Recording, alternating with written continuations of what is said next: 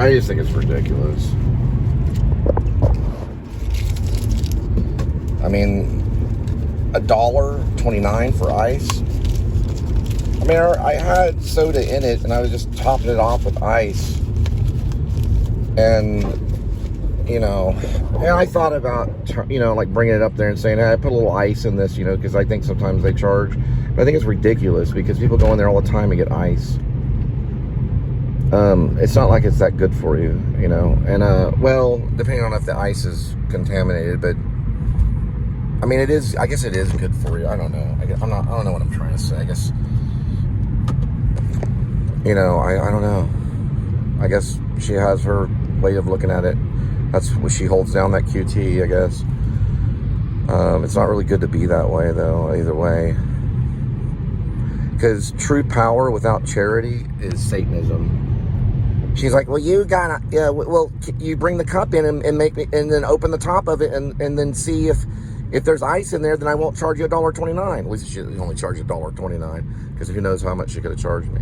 But I didn't find it out until I was trying to pump the gas. And I was like, ma'am, this didn't go in $7. That's because I charged you for the drink that you put over there. So I have to deal with people like that. So that's part of it. So you don't get away from it. You think you have freedom. There's the flag. I mean, I know. I mean, that's their ice, you know, so, oh well. Next time, I don't even know how much they charge for ice, so next time I'll just ask her and say, can I get some ice? Probably if I asked if I could get some ice, should have been okay with it. Sorry about that, Rebecca B. At the Euless QT. Rebecca B. at the Euless QT. Secret information on the back. Okay, this is a VOR. Very high frequency, omnidirectional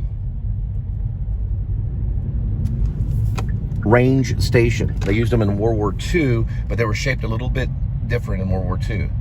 They weren't as that massive. It uses mostly radio, but radio is connected to radar. But when they're flying over, they have radio frequencies, and it bounces at a slant angle. And the airplane can lower that way. So it's a very high frequency.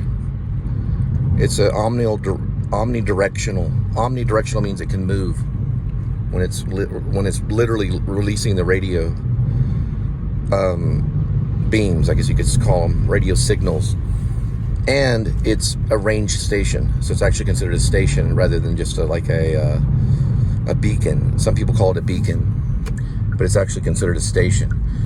Now, they do have an east and a west control tower, as well as a central control tower. So there's going to be on the west side of the airport and on the east side of the airport, as well as a central one. So that's exciting to know that you have control stations. Now, when an airplane is landing or taking off, their primary source of direction is from GPS. But they can use the VOR, that omnidirectional beacon, you could call it. They can use that as a secondary, as a backup. They did use that technology in World War II. So it was in World War II, and it was finalized for the technology of what we use today in, I believe, 1949 is when they started putting them in all the airports, and the technology had been completely finalized. But they were already on it in World War II. A lot of technology was created, even the computer was created to combat the Axis, as well as Japan. So Germany and Japan, we had to combat them because they were bullies. And we had to tell them, you know, who was boss with our technology. There was an Englishman that created the binary code to overcome the enigmatic, I believe it's enigmatic codes of the U-boats. They had a secret code they could use. It was enigmatic, and it was a mathematician that figured it out through the binary code.